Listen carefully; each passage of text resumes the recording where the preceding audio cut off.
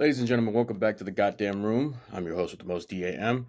And with us today is the owner of Thumper's Things Apparel, as well as Design Co. He's got quite a few businesses. This guy is a real savant in this game. BJJ brown belt, striking coach. I mean, the dude has a list of accolades that I think I can go on for about like maybe 20 minutes. Put on Looks like a events Costco too receipt. sometimes. And you put on the events. You put on the events. You host them. You ref. I think you've even said you've tabled at events. I don't know how you make the time, but we're definitely going to talk about that today. Yeah. With us in the goddamn room, none other than Andre Maxim. Brother, thank you for being on the show today. Thanks for having me. Been looking forward. Absolutely. Well, shit, it's been all week, and I'm like, this is gonna be sick. This dude is awesome. So I watch a lot of your content on Instagram, and it's like you're constantly pushing your athletes out.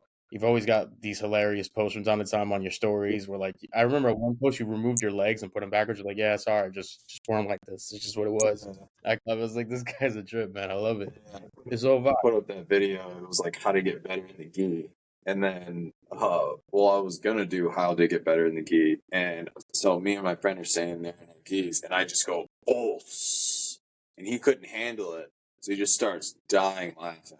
I have so many like bloopers. So I do content like every 2 to 3 days. So I just have like hours and hours of bloopers because most of the videos I put up are like, that's like my 15th try. I just kind of do it off the cuff. So like you'll see me I'll either freak out or it'll be something completely irrelevant to what I was trying to get across. Or I have other people and I'll do jokes, but they'll just like, they won't be able to stay, regular on it. I'm like, yeah, that's cool that you're laughing, but like, we have a thing that we're trying to do here. So yeah, content it's a tough game. Yeah, as someone who's struggling to constantly come up with the right thing to really do when it comes to content, I can see that. You seem to have a really good grasp of not just the content, but how to market whatever you're putting out. And I think at the end of the year, you should do like a blooper reels, like just consistently put out all the bloopers and all the times you fucked up. Honestly, I've been told that I should do a blooper reels because I have one. I have ones of me. I have ones Aaliyah. She's in a bunch of them. I have a ton of Marissa, like because we do content all the time. Then I have some of Matt. Like there's the one video of me and Matt, and it's him with his Mr. Main Event shirt that he's selling. By the way, that's on takeoverstore.square.site. I am working on a domain. But so me and him were doing it, and we went back and forth. This video that probably lasted 30 seconds took us no lie 45 minutes of try. And then we would both just say something stupid, or it would be like way too long. And then like, oh, well, we went on off into a tangent. So, I just have so many of like me, other people. I think Bass, me and him also had a decent amount of bloopers in ours too. So yeah, I should definitely put together like a positive I think it'd be funny. I think it'd be hilarious. People love that kind of stuff. That's the kind of content that actually makes like, especially when you start jiu-jitsu, you take it a little too seriously. But if you see stuff like that from guys that have a lot more experience, like yourself, like Marissa, like Matt, who are, you guys compete and you kind of know this game a bit more than the average person, I think that helps with like the younger guys who are like, oh, I really want to get into this jiu-jitsu stuff. And then they get stressed out. And then you see stuff like that and then you're like, wait a minute. I have to take this shit so seriously. Yeah, Instagram's not real. Like anything you see on here is more than likely the 10th try or the 15th try. Like I was watching Matt he was doing a technique video the other day and he almost slammed the guy on his knee and like, that would have been bad. And then one of them, like the guy like landed on his elbow. He's like, oh, we got to do it again. So we're sitting there. He's like doing this takedown over and over again. But it's just funny because everyone's like, oh, everyone's technique must just be solid every single time. It's not. It's not realistically like that. All this stuff takes a ton of tries. Yeah. There's a few techniques that I get repeatedly, but most when I tell some of my training partners, like, oh, you must like get that really well every single time you do it. And I'm like, to be real with you, watch the first 10 times I tried to set you up for that technique. You probably didn't notice that I fucked it up, but I tried. Like, there were 4 or 5 times, buddy, where I had to bail out because I was like, shit, wrong, I go. like to work my way up the totem pole. So, like, I'll start hitting techniques on, like, white belts. Then I'll start, like, the blue belts that don't compete. Then I'll start doing it to, like, the blue belts that compete. Then I hit it on the blue belt dads. When I hit it on the blue belt dads, the really strong ones, that's when you're like, all right, this works on people. And then I work all my way up. I work my way up to my friend Colby. And Aaliyah tells me, she's like, if it works on Colby, it's a real technique. So for the record, I have about 7 real techniques because nothing works on this man. So Kobe's gonna be the golden standard. If it works on Kobe, that's the checkpoint. It's gonna work. Doesn't matter Yeah, who like you throw it on. I'll hit stuff. At HCS, I hit a one arm darts. Apparently, that's not real because I can't hit it on him. So It doesn't really yeah, work. Just stand up. That's what we're gonna go with now. All right, cool. So you have a really interesting brand because Thumper's Things is huge here, especially in Westchester and moving up the ladder and going around the way. Thumper's Things is really well known, and your brand, like when we see the insignia, I know that brand right away. I even know the two T's. I'm like, oh, you got Thumper's Things. Mhm. All right, cool, lit. That's one of those brands that is sticking out. I was on the designer.co website earlier, and I'm looking at like the anime reashis for Takeover, and I'm like, ooh, am I going to get the clouds? Yeah, that's Uh, actually that website. Like, I do get sales on it and stuff, but I use that mostly for like when I go to businesses and I try to tell them that I make like business gear because a lot of my stuff is like it's cool doing athlete attire and everything like that. Most of my sales are like actual like business polos, embroidery. So I pretty much go there. I show them my website. You know, it looks very professional. It's clean. I have a bunch of professional pictures on there. I do get sales, but it's more of like people are like, "Oh, can I put my stuff on that website?" You're not getting as much traffic as my new website, the Takeover store.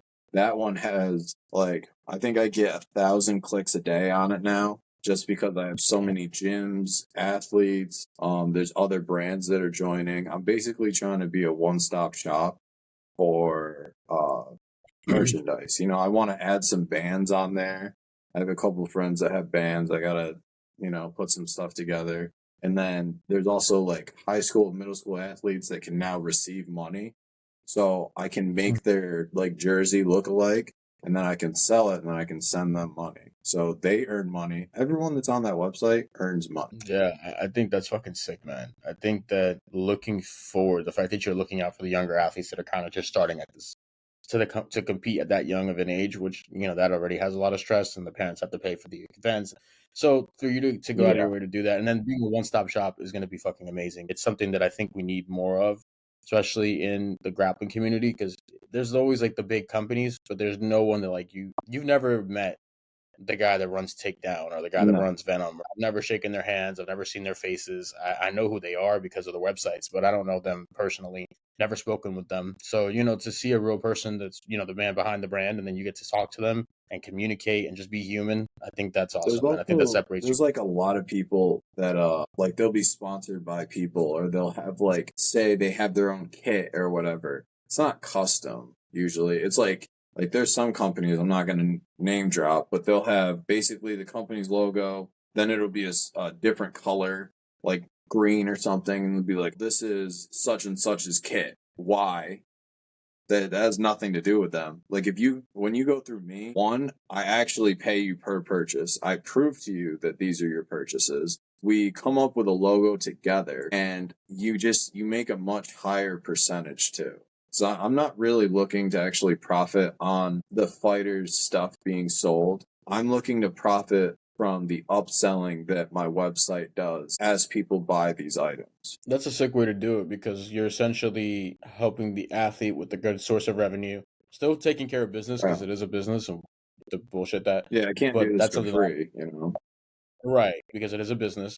But you're not also trying to rip them off. You're not trying to like, oh, I take 80, you take 20, and it's just like this. And then you can't, there's some companies that have been found, they print out the sheet and then they make fixes with their MBAs or whoever the hell, and then they send it to a person like, oh, well, this is actually the sales numbers that you got.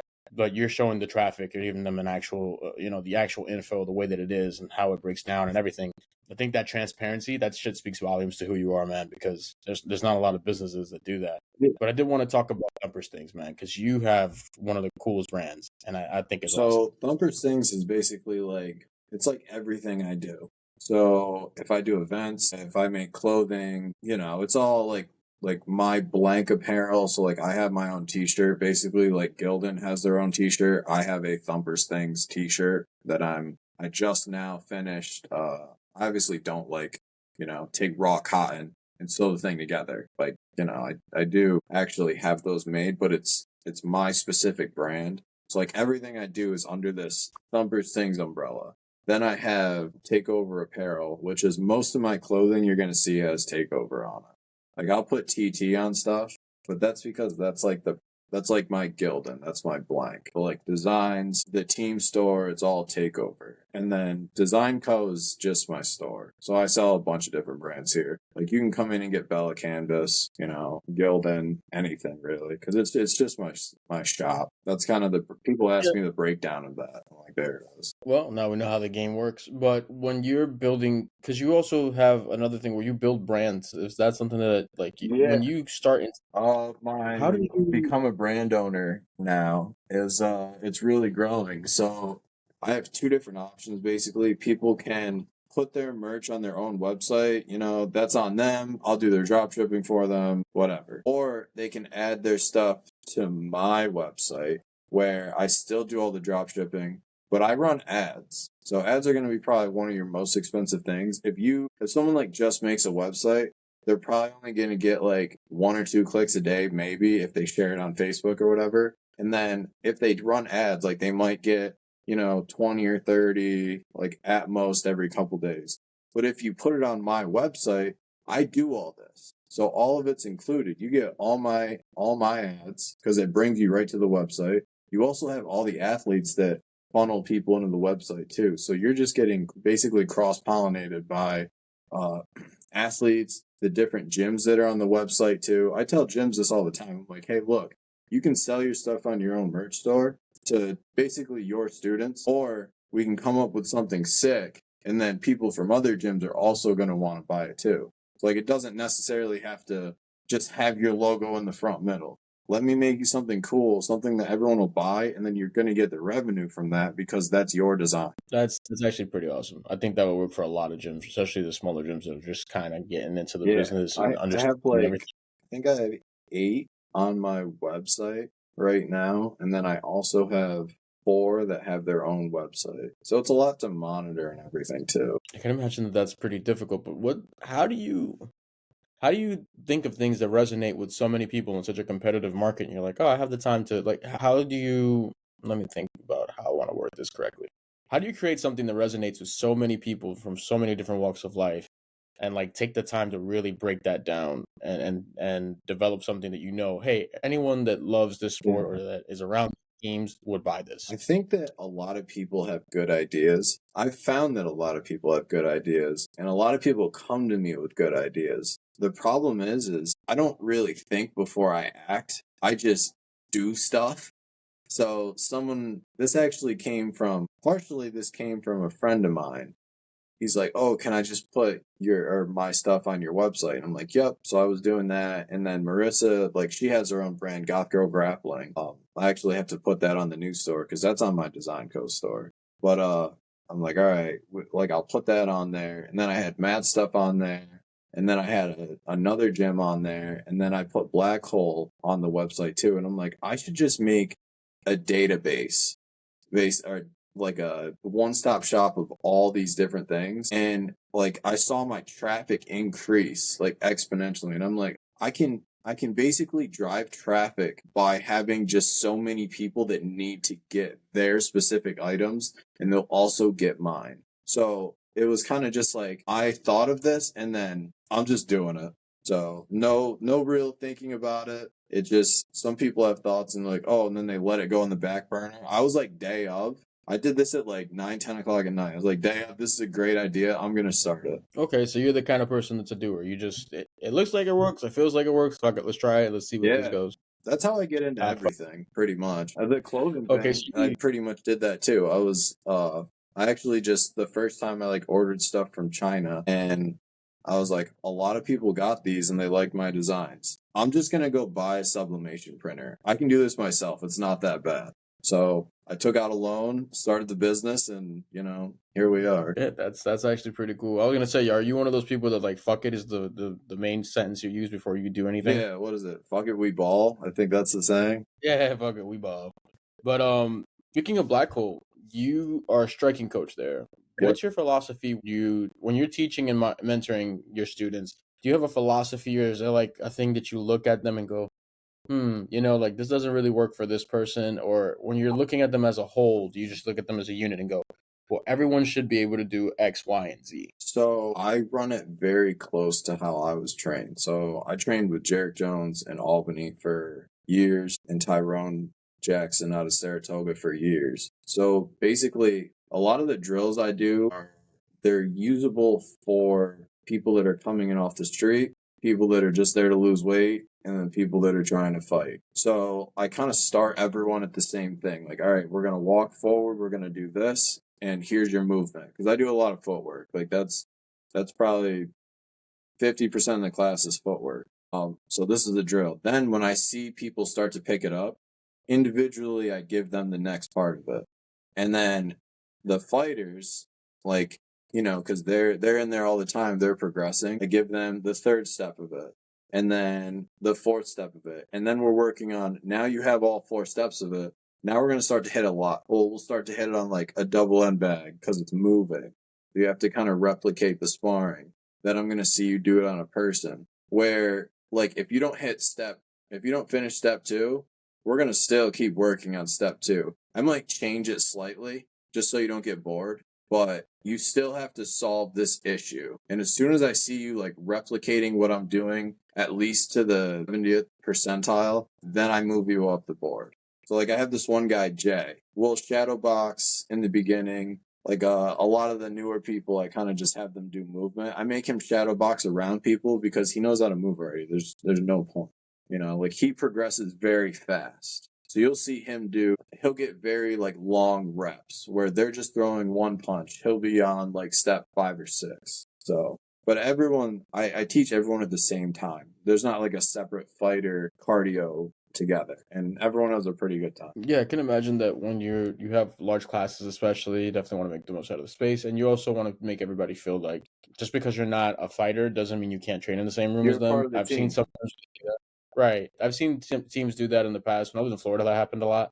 They'd have just one section strictly for the fight team and then another section for everyone else. I always kind of felt bad because, I'm in the cage with the fighters. We're doing all these other things. But I can see that there are other people that are interested. They'd like to learn it. They may not use it, but, that looks like fun. And I'm like, yeah, you should definitely try it just to see. You never know. You might have a good time with it. Maybe you never use it. Maybe you never step into a cage. But at least you have that experience and like you go to the gym every time happy. And that's something that I don't see a lot in very many places where they're more concerned with like the person that, yeah, maybe they're not going to fight, but the enthusiast that comes in happy and excited to be there.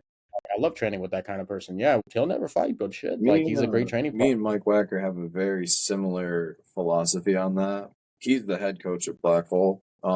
He keeps like if you have training camp, you're still training with everyone in the room. You're not just like off by yourself. And I mean, I've always done that too. So I'm very happy that he's on board with my style of teaching because I think it parallels the way he does it too. Like if you're getting ready for a competition or that's like his style of it. If you're getting ready for a competition, you're working on these things, whatever. Everyone is also kind of working on those, and it's great to still have the unity. Where with mine, we're working on building fighters right now, so I'll bring people to sparring.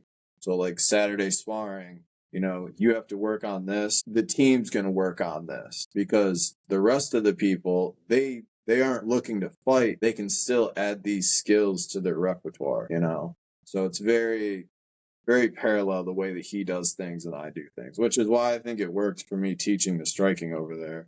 Like he'll come over and see stuff. He's like, oh, that's great. I'm like, yeah, it's like you, dog, So the rapport you guys have built is strictly based on the type of way that you guys are coaching and the respect you have for each other, which is something that, again, you don't always see in a lot of gyms. When you do see that, there's always a magic to a team where you kind of see that your coaches, they're always on the same plane, they're always chilling, they're always having that one-to-one where they're well, like, he hey, coaches me too. Like when I have matches now, he's in my corner. So, that's awesome. that means that you guys have a crazy amount of trust in each other. Yeah. Because with most people if you've never been in the training rooms, your coach is the single most important person to you. Yeah. And then if you're competing, that's the one voice you're trying to pick up the entire time. Sometimes a little hard. Yeah. Some people are really proud, but that's the one voice you're looking for. That's the voice that you recognize. And I don't know what it is. Maybe it's like a safe space type of thing. Your brain like, oh, I know that voice. I Cool, start I to got this. recognize voices better.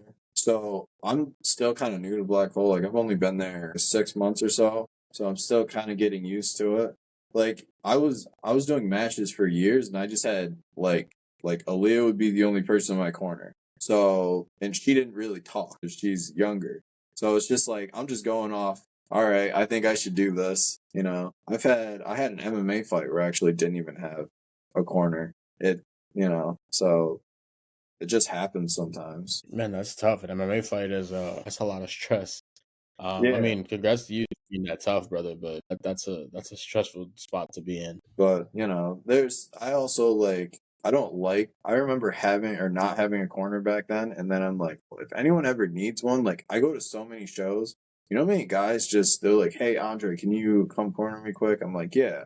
So now I'm starting to be like a good corner man too, to add to everything else I'm doing. So when I go to Cage Wars, which is February 7th in Glens Falls, I don't know if you've seen it. I post about it all the time. Tim Rankins is like literally the best promoter probably in the Northeast. Like he's getting Roger Stone, Jorge Masvidal, Constantino, the guy running for senator. So there's gonna be a lot of big names. There's gonna be like 4,000 people or something like that. And like I'm cornering, I think 3 guys on that show.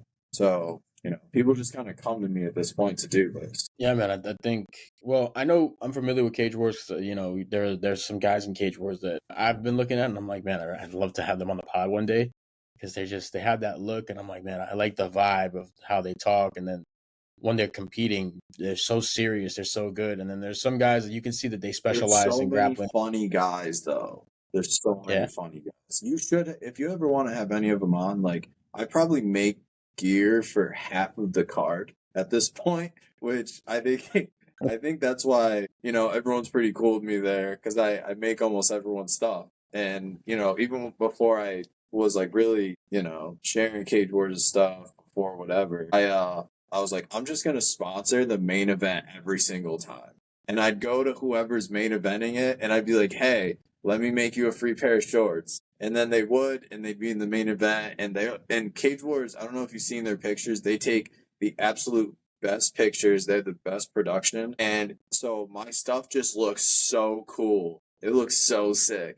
Like Joe Crable is actually one of my guys. I trained with him actually last week too. He's one of the guys that like I'll train with and I sponsor him because we're friends. And he always wears my stuff. I just made him some new shorts for it, and I just have so many like awesome. I gotta post him more, but he doesn't like social media that much. So, but he has some sick photos from all these different events. yeah, man. I think the fact that you have that kind of connection is sick. Of course, I do want to get a lot of the guys from there because I think MMA in the Northeast doesn't get the kind of love it gets in the Southeast or even in the West Coast. Guys up I here got a are lot good. of they get love, and Florida, but like New York, New Jersey gets a little more love, but New York, I just feel like we don't get enough. Like I don't feel like there's enough love for the home team. Like there's a Yeah. lot of fighters in New York, they're phenomenal, some of the best fighters you've ever seen, and you watch them compete, and you're like, holy shit, that dude's from where? And they're like, yeah, he's from like Upper New York, and then another guy would be from like the Bronx, and then you're like, what?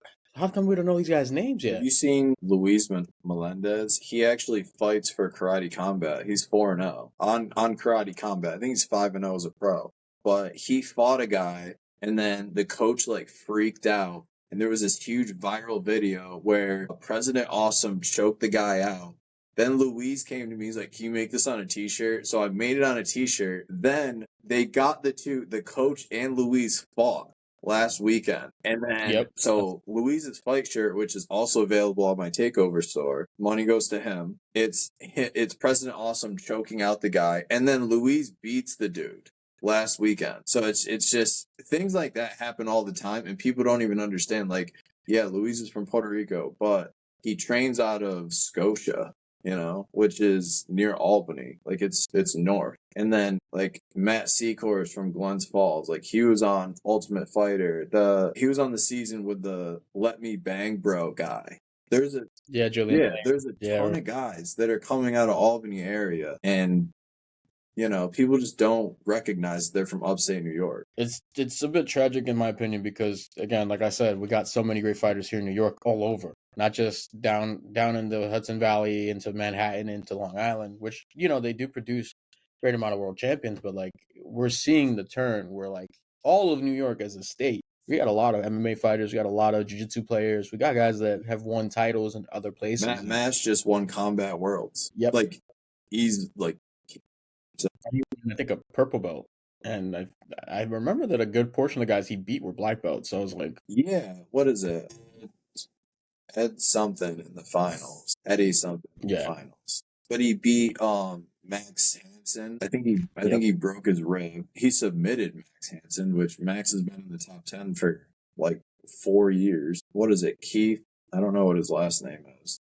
He lost to some guy, and then Matt like heel hooked him, I think, in under a minute, or Aoki'd him, one of them. So there's so many good people in upstate New York. So we're definitely going to be having to put them on the show just so that we can kind of highlight those fighters and so people can kind of get to know them from home, because I think that's the other problem is maybe the type of exposure they're getting. I'm not sure. But in New York, they're just not getting the kind of love. And I'd like to definitely highlight that because what Matt did is no of like, holy shit. That's kind of what drives me too. Like a lot of these guys, they don't have the biggest platform. So I'm trying to basically make a big platform for them, you know? Like if they put stuff on their Facebook or Instagram, say their reach is, you know, like 800 people, you sell like a tenth of that. It's, you know, that's fine. That's decent numbers, but I'm trying to make a platform that has a reach of like 50,000, 100,000, 200,000, a million. Like I want the biggest reach possible so I can help all these guys out, kind of have a platform, sell their t-shirts, go on podcasts, I even help people get on more events, you know, like I'll help with the matchmaking, and some of these big shows or bigger shows, like they don't know of the guys that might be 3-0 with all knockouts, but they don't post on social media, so nobody knows about them. But I'm kind of like, I'm in the field almost trying to just find the best of the best that aren't represented the best. That's actually a sick journey, man. And I'm happy that you do that, brother. We greatly appreciate you for that. But getting back to my question about your coaching as well, you're a striking coach now, but you were a BJJ coach previously in other teams. So when you look back at your journey as a coach, like what's the difference between training someone in striking versus grappling? Like what are the differences there? I had the same philosophy both ways. So like even when I was coaching grappling, I wasn't as involved. Like now, like when I was teaching grappling, I basically had people above me. They're like, all right, you got to do this, this, and this is what we're working on. Or they're like, hey, I want you to go teach 2 techniques, positional sparring and rolling, and we don't care what the techniques are, whatever you're working on. All right, whatever. And like, I don't corner anyone. I'm kind of just doing it so that I can train there for free. So whatever. But now it's Mike's like, listen, I want you to write a curriculum. I want you to he's like, I want you to actually be a coach, you know? Like when guys go and spar, like I'm in their corner. When guys are going to fight, like we're putting together game plans together, like stuff like that. It's a lot different now than it was for me before. Before I was basically just doing it so I can train. Now I'm doing it to actually help the fighters. Does that make sense? Yeah. So I'm just much more involved. I think that your devotion to your team is also, it's kind of different when you're limited and you're told like, oh, we only want X, Y, and Z out of you. And then we want everything that you bring to the table. Just let us know how you want to do it. I think that those are so different in what you're able to do and what you're able to accomplish. So again, like you said, like at one point you're doing what they were telling you to do. And then now it's like your own curriculum, the way that you see things. What do you bring to the table for the fight report? And when they go and create the game plan, like it's much more involved now than it was before. Before it was kind of like, yeah, just go out there and do the thing and we'll see how that goes. And now it's like, not like I don't make strides in my own business from doing this. Like, so say I bring someone to sparring, right? I'm talking to the coaches. I'm trying to add them to my takeover website. I'm trying to find good fighters that, you know, I can add to events. I'm trying to find good fighters that can come and visit us for sparring. I'm trying to find guys that have a following, or even guys that are good that don't have a following, and try to build them up a little bit too. I'm always trying to make connections, and like since the position I'm in, everything that I do it just crosses very well with everything. Like I love taking guys to sparring because of all the new connections that I made. I think that's a good way to segue into anything because you have so many different parts of this business that you're in. But you also because I don't want to take away too much just because of the coaching and the business side of it, but you do compete in BJJ. The last one that I saw was the one from fall of 2024. But what keeps you motivated to even stay competing while you're juggling like the businesses, coaching, anything else that you could come up with, whether it's hosting events or even refing, or like you do so much in a day, man. How do you even find the time and the energy to be like, you know what? Got a competition this Saturday. Yeah, 2024, I actually had like 30, 35 matches. Yeah, I just don't post all the time.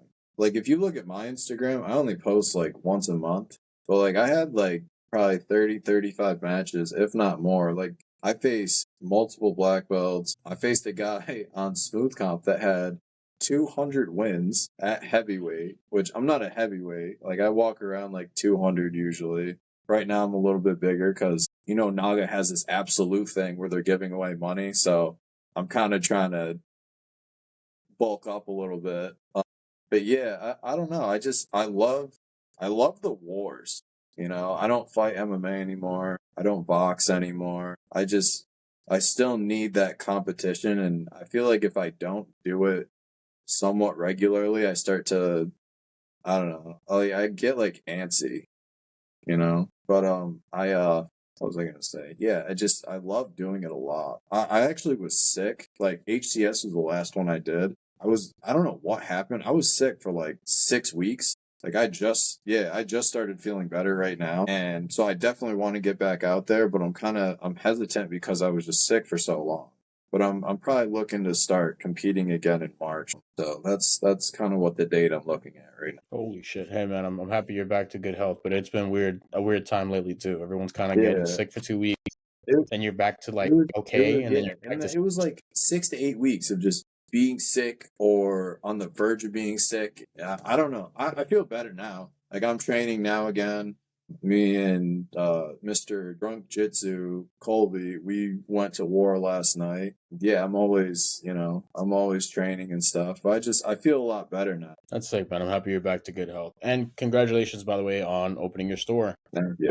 What was the vision behind that store? And I believe it's in Kingston, New York, correct? Yeah, I just wanted, so there's a lot of these like athletic wear companies, different brands and everything. They don't have like a location. So like if you want to buy like say Tatami, I don't know if they have a location or not, but I'm pretty sure they don't. But you can't like go there. But with me, I wanted to make it so that like who owns the business, and if you need to see him, my door's right there and it's always open. So you don't feel like you're getting scammed, or I don't know. I think people just feel way more comfortable buying from people when there's a brick and mortar. So you'll see that I post all the time in front of my store, in my store, everything. So if anyone has a problem, I'm right here.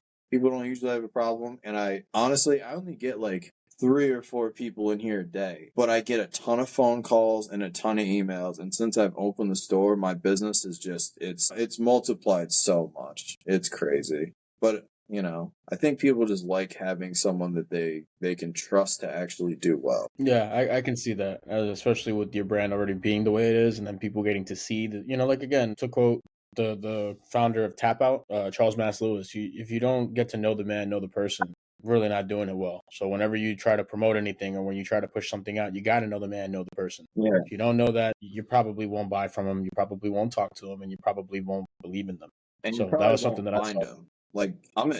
I'm at 1086 Morton Boulevard, Kingston, New York, 12401. You can come in. I'm open Monday through Saturday, and most of the time I'm working on Sundays too. So come in, stop by. I got free snacks. My desk has a bunch of cool little anime statues, and come make some deals. Join the website. This is always up, so people come in sometimes and they scan the code. They start their online shop. I actually got 2 new people for brands yesterday.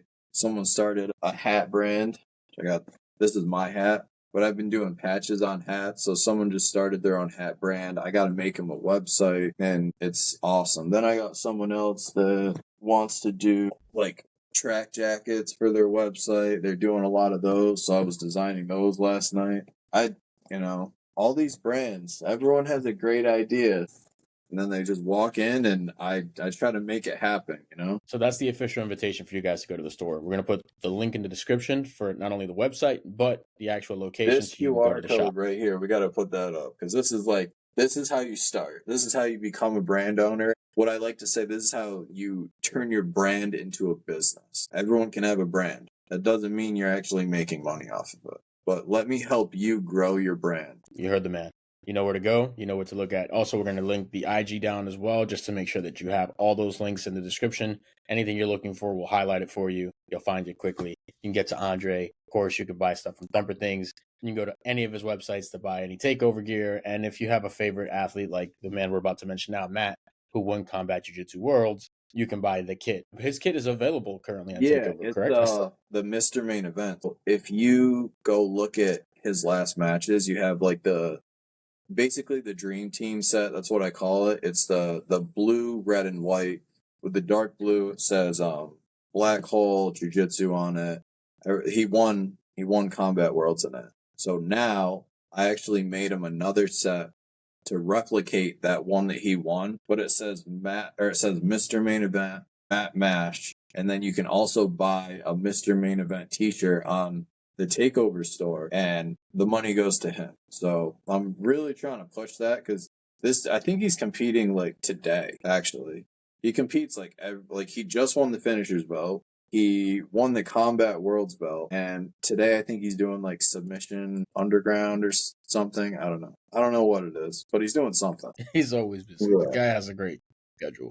But when you were looking at Matt as a because he does train over Black Hole, correct? Yeah, so it like me kind of making Matt's gear fell into I make Black Hole's gear already, and then he's like, hey, can I get a custom kit? Like I'll pay for it, whatever. I'm doing finishers, whatever, and I'm like the co-main. I go, dog, how about I just make you something and just wear it, and we're good. Because like I don't you're taking sick pictures, you're competing all the time. I don't need your money. You're doing enough. I don't want to add to the stress of whatever. So yeah, that's kind of how the thing with Matt is, because I see him all the time and he's always on every single card. So I just I make him cool stuff. Or if I'm trying to push something, I make it for him, takes a picture in it, and then I can use the content. Shit, man, that looks like a great relationship. Because I was gonna ask you, as a brand ambassador, because Matt's also one of those people that when he competes, that guy does not stop moving. I've never seen somebody like that where he's in constant rotation. He's always trying to find a more dominant. And he's, very young guy, but he's sick, man. He's going up against vets and he's making them look pretty seamless. It seems sometimes. Yeah, sometimes I see him do something to them, and I think also some of the techniques that he uses, there's a little unconventional at times, and I'm like, huh, that worked. Even I'm watching it like, I don't know if it's gonna go. Well, look I at don't the know. combat jiu-jitsu. The way that he does combat jiu-jitsu is just, it's like light years ahead of everybody else. You saw a lot of people like pulling guard. Matt's wrestling. He's letting them sit guard. He's striking when they're in open guard. He's making them lay back instead of sitting up. And then he's using that just to pass and keep them on the ground. Yeah, It's just so efficient.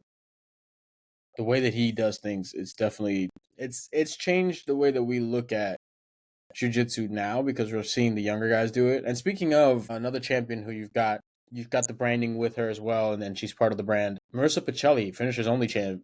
She's been dominating lately. How in the hell did that work out? Is it similar to what you did with Matt, or was it just like you, Marissa? So And Marissa was a little bit different. She was obviously a Black Hole, but I've been making stuff for her for a while now. So like I met her a couple times, and I think she was talking to Aaliyah, and they were like, "This would be a cool rash guard," and I was just like, oh, I can make it for you if you want. She's like, oh yeah, that'd be sick. Whatever. I made her a custom rash guard. I didn't even know who she was because I follow jiu-jitsu now, but back then I didn't really follow it that much because I was doing a lot of like basketball type stuff. So she's like, oh, I got these pictures in the gear, and I'm like, where the hell did you get these from? What are you doing? She's like, oh, I won such and such event in it. I'm like, you're just out here winning stuff? All right, so whatever, time goes on. She keeps winning. She wins like the finishers, interim belt, she dominates the scene everywhere basically. And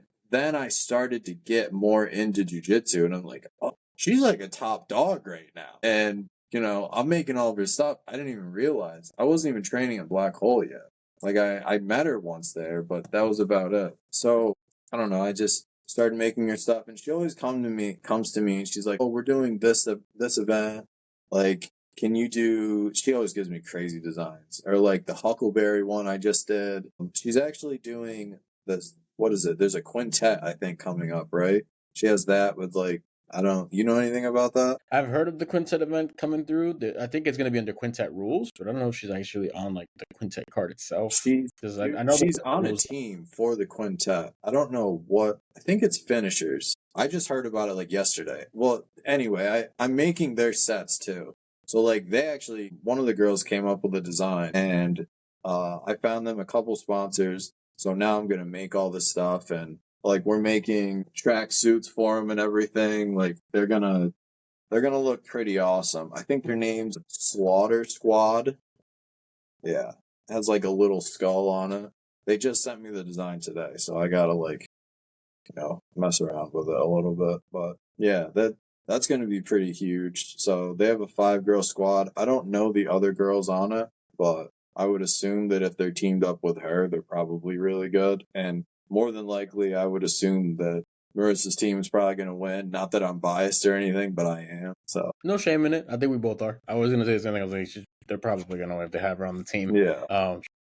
I love the quintet rules, but I find the way that I find some of the stalling calls like on the quintet events. Sometimes I'm like, okay, like are we really stalling here? And let me talk about another guy who's on the Thumpers things lineup, Basel Bashawish, aka Bash. Bash. So the post with Bash. What about someone like Bash would make you decide to like sponsor someone like him? Was it like skill, work ethic, just a vibe that how did you see him like influencing or shaping the brand that you were like, you know what, this guy would be a great addition to the team? Honestly, I just saw him compete a lot, and I think he just messaged me on Instagram. And usually, like, I get those messages every single day, basically. People are like, "Oh, can you sponsor me? Can you send me free gear?" Like, I don't just send free gear to everybody. I have, that would cost me thousands, millions of dollars. I'm not doing it. If you have a decent following and everything, but like, if you have like 100 followers and you're asking for like free gear, I don't see that. It's not a donation. Don't think of sponsorships as a donation. It's a business opportunity, like, or business relationship. Like, I also need something from sending you gear. So Bash, he just messaged me one day, and usually whenever people do it, I'll watch them. Like, I'll put them on my Instagram feed more so that I can kind of keep tabs on what they're doing. And he just was competing all the time. He was really exciting. He's hitting people with like triangles, and he's doing pretty much events every single week. Like, I was like, all right, I'll give you a discount on stuff now, or I'll make you custom stuff and I won't charge you for the design, and I'll give you an even bigger discount. So like Marissa and Matt, like, they're doing these huge things. They post pretty much every day. They're on all these forums. They're like, there's a couple other people like Emma Negro and Luca Negro they're from AMG. Like, they also, like, I make them stuff, whatever. Bash, he's still growing. So like, I'm making him stuff, I'm sending him stuff, but I'm waiting for him to take off because I know he's going to. And I felt that for a while. Ever since I like saw him competing so much, like, he was doing it like almost every single weekend there for a while. And I'm like, this kid wants it. So if you just show me that you want it, and like, you post stuff, and he always interacts with my posts and everything, and I appreciate him. That's how you get sponsored. You want like a good business relationship, and he's really good at what he does. Yeah, I would agree too. I trained with a guy, a Legends, and watch him roll and rolled with him before. He's caught me in a few triangles that like I didn't know how the hell he had caught me from the angle. I was like, this son of a. All right, this guy's really good. So we rolled quite a bit. We had phenomenal rolls. I don't think And I then saw again, you when I went down there. no, I wasn't there when you were at the gym. I try to go train with basically anyone that I sponsor. I try to train with, or at least meet them once. Like Luca and Emma, I met them at trials. We took a picture together. Bash, I went to his gym. Marissa, I do train with her all the time now. would go down to Black Hole, train with their Matt. I see him like 3 or 4 times a week now. That I guess that doesn't really count. But if I have an athlete, I do try to at least go to their gym once.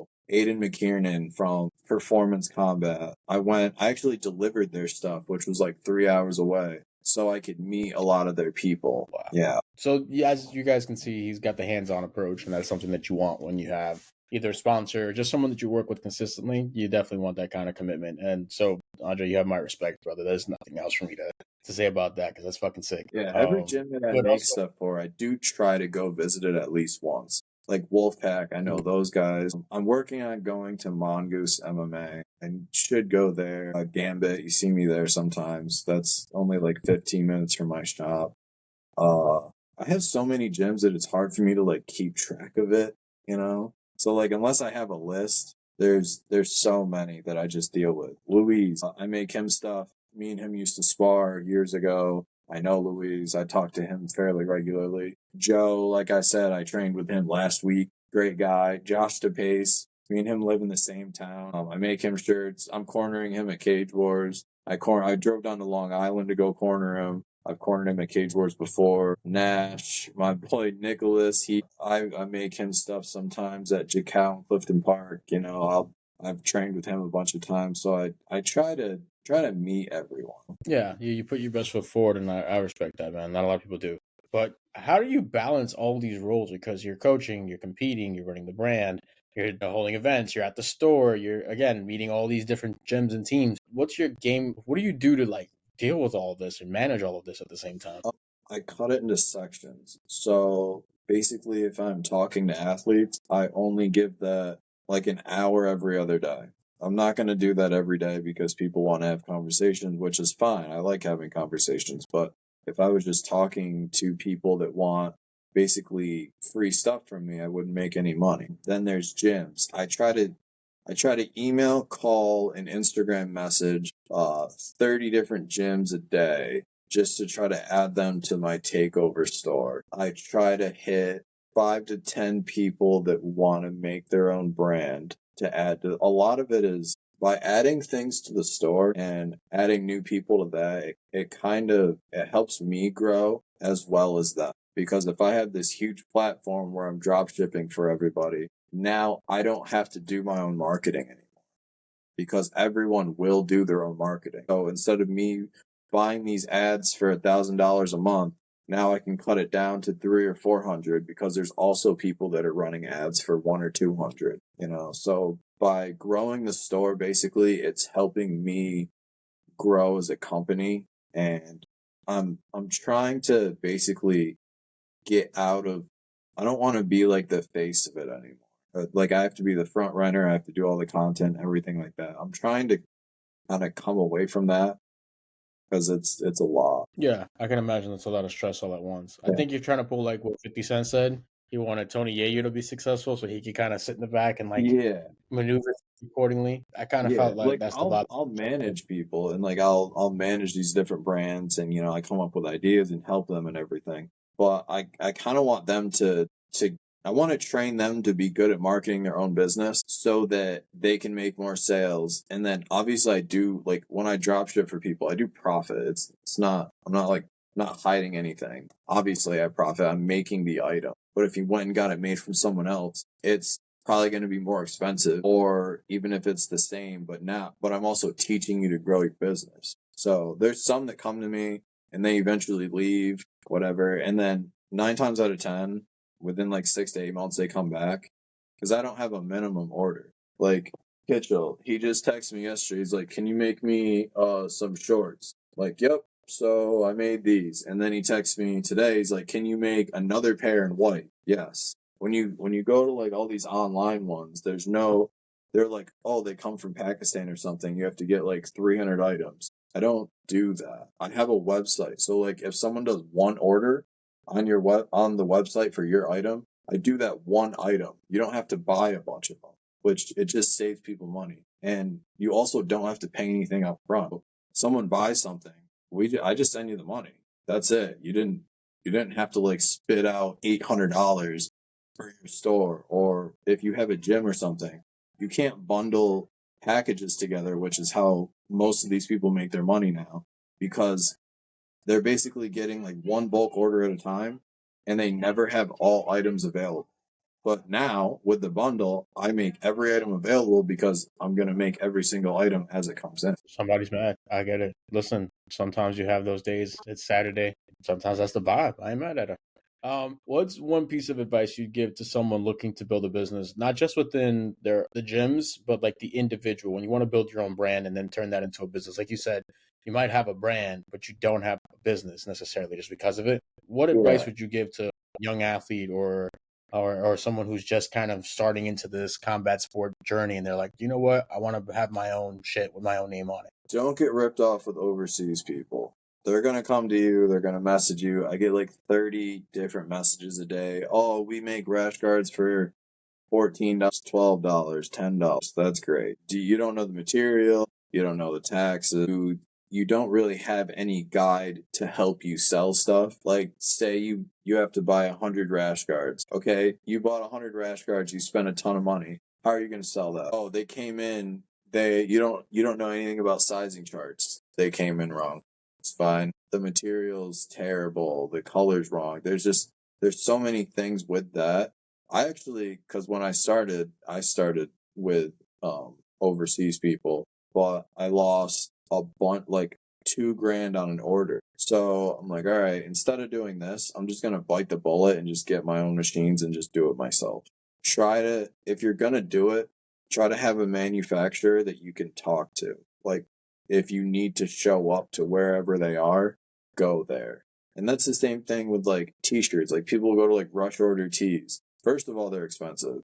And then second of all, you have a customer service line, you're probably not going to talk to them. So try to go to like a small town thing, work out a deal, and just work on your Instagram, because honestly, that's how I base if I sponsor people or not, and how far your sponsorship goes is based off how much you engage, how much you post, and then how much you engage with me online too. So like, if you're commenting or you're liking stuff or you're tagging me, you're going to get my attention. You can do that for basically any company, because I guarantee there's someone behind that account that's just watching for new people. Okay, so that's definitely put them on the radar on both ends for their own branding and then also future collabs and things that they want to do Yeah. there.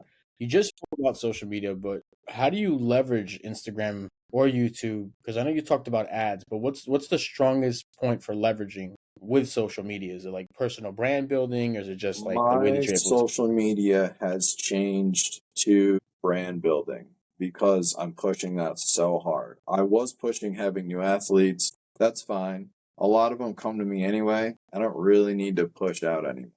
Like, I'm sure after this podcast, there's probably going to be 5 to 10 people that are going to ask me to go on the takeover store with their merch, which is awesome. And that's what I want. So if you want to do that, please feel free to message me and we'll get something going. It's free for athletes. I put your logo up.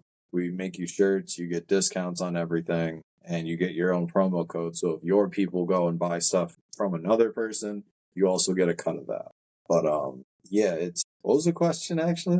Kind of went off. The question was, if I'm, let's say that you're looking at a young athlete who's just starting this journey into combat sports, whether it's MMA, BJJ, or what have you. If he's looking at social media as that link, as that missing link or platform, what is it that you think the role of social media should be for him? Is he using it He should for brand building he should or try for those things? to build a following. That's number one. Build a following by doing collaborative posts with people. I have about I think I have 5,000 followers. If you take pictures of yourself in my gear, I automatically will accept a collaborative post. I get those once in a while and I tell people, I'm like, look, you want to build your following? Like, I'm sharing to a bunch of people. I'm running ads. If you do a collab post with me, a lot of times I'll even boost it too. So you get even more eyes on it. And I have a whole network of different businesses that follow me, and they also sponsor other or people that I sponsor. So just try to find a company that's willing to do a collaborative post with you, but try to make it regular. Like, they might not do it every week or so, but I mean, I'll do it once a week. I post pretty much every single day. Sometimes I even post twice a day. So definitely use someone else's following to increase your own. That's the biggest thing. Like, if you look at a lot of the posts I have, there's collabs with Matt, Marissa, me, Luca, Emma, Aaliyah. I do them with different companies. I have collabs with Al. I've done it with different promotions, athletes, brands. I've PAW. I did collabs with them, and it helps everyone because your people are going to look at mine and mine are going to look at yours. Okay, so I see what you're saying. It's almost like super networking with just making these collaborative posts, and then it kind of extends the reach that you both have. If you have 5,000, I have 5,000. Now we have 10,000 eyes on our stuff. That's a different move altogether. That's something that we all want. Let me get to the last question for you because I am also curious. What is it that's made you build these platforms and opportunities? You do the events, you do the matchmaking as well. What's driving you to give back to the combat sports community like this? Is it just the business end of it, or because that could be the truth, or is it just something you really? I feel that everything you give away comes back to you tenfold. So, say I give someone a rash guard. Someone sees that rash guard, and they'll come buy, 10 of them from me. And that's usually how it works. I'll sponsor an athlete. I'll give them, money or whatever. And then a lot of times coaches will go to oh, where'd you get that? That's awesome. Oh, I got it from this guy. Oh, let us get our gear from there. It happens so frequently that I don't give away too much stuff because I try to keep it, it would be very expensive and time consuming to do it for everybody. But I do what I can, if I can do something, I will. All right, brother, man. So let the people know where they can see you, where they can contact you. We're gonna put the links in the description as well. Also, a huge shout out to you, man, for giving me your time. We got an hour and Thanks for change. having me. This was fun. I like doing podcasts. Yeah, man, So I'd love to have you on in the future again because you are a sick dude, and maybe hopefully we can do it an in-person pod in the future. I'm still working out the details on a studio space, I'm but always like doing stuff too. So like this month, it seems like I'm doing like brand stuff. Next month, who knows? Like I'm trying to do a lot of tables this month. I have Cage Wars February 7th. It's gonna be an awesome show. Jorge Masvidal's there. Roger Stone, Constantino's there. That's gonna be a great show in Glens Falls, and it's free. So that's amazing. I'm always trying to do other events. I'm trying to get on Men of War to try to table with them. Eugene, hit me up. I shouted you out. Where's my table? HCS, I'm trying to join with them a little bit. Tap tournament, I might table for them in the future. Sogi, I think I might do one of theirs. So I'm at a lot of events. So that's for sure. So if you see me at an event, come talk to me, come take a picture, and then when you take that picture, be like, hey, can we do a collab on that picture? That grows your following. I also wanted to show you guys some of the stuff we've been working on.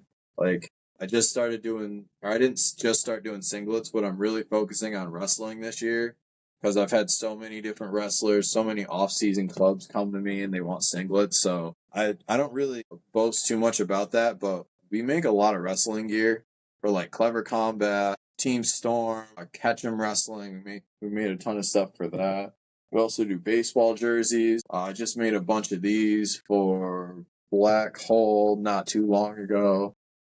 We've done some like off-season teams. We do a lot of the off-season teams because schools are a little bit more difficult to get into, and everyone seems like they know someone that does stuff. The hats, like you saw, I have like 3 different brands now that are selling hats, and I think only one of them's actually connected to my store. So, but there's so many different kinds you can do with this. Like I'm doing puff embroidery now too. Then I also have, this is actually my personal hoodie, so it's probably beat up, but I do full-fledged embroidery. If you want to start like a casual clothing line and you want to put it on the takeover store, I'm definitely available for that. So please reach out to me.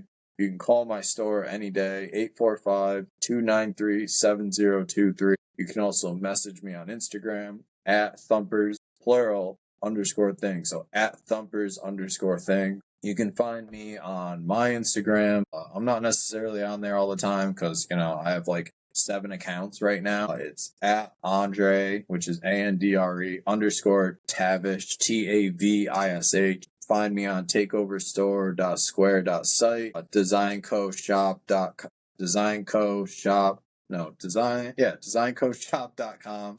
I have also a bunch of websites, obviously, and I manage a bunch of them. You can email me, designcoshopny@gmail.com. You know, I own Thumper's things. I do MAK. I do business with Cage Wars, Takeover, Team Takeover. I run that. Design Co, my shop. You know, I'm all over the place. So please feel free to shoot me a message and let's try to build our brands together. My man is the main brand builder right now, and we like to see that. Yeah. We love with that vibe. Work with that vibe. Andre, my man, thank you so much for coming onto the program. Thanks for having me. We will be talking in the future. We definitely I'm gonna have to see you at a few events down the line as well. Yeah, if you or anyone do you a little- know has any events, and you know, I drop money at them. I put up cash prizes for people. Anything, as long as I can get a table, or you know, I even help with the marketing of some of the events. You know, I have a decently large platform now, so I'm always looking to help anything. I'm always looking to get into anything or help anything. I'm going to BKFC today. I make their fan page merch. So, Oh shit! yeah. My man is a jack of all trades. We might just have to call it the Andre of all trades, just so The that we Andre can. of all trades. I like that. That's what we're going to call it moving forward. Actually, be the name for the episode. This title might be the Andre of all trades, like because that. we got you, man, are amazing, brother. Again, for all of you watching, thank you so much. Thank you for tuning in. Thank you for your curiosity, as always. Your boy Danny Andre. Thank you so much for coming on. Thanks for having Go to me. the link in the description. We're going to have all of the ways that you can reach our guests. You can also see all of his websites. If you love the merch that you saw, you can check out even more cool merch on his websites, and we'll make sure that we pass that along. Ladies and gentlemen, thank you for your curiosity. Join my team. Join Team Takeover today. Do it. Hashtag Team Takeover. We're going to do it forever for the rest of the season. Season 2. You guys might just have to continue to watch and see what we do next. Thank you so much for your time, brother. Thank you.